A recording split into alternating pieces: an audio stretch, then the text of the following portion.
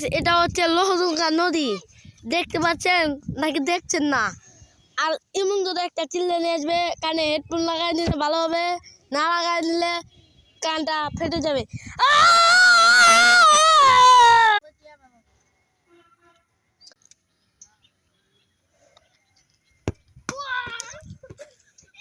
আসসালামু আলাইকুম।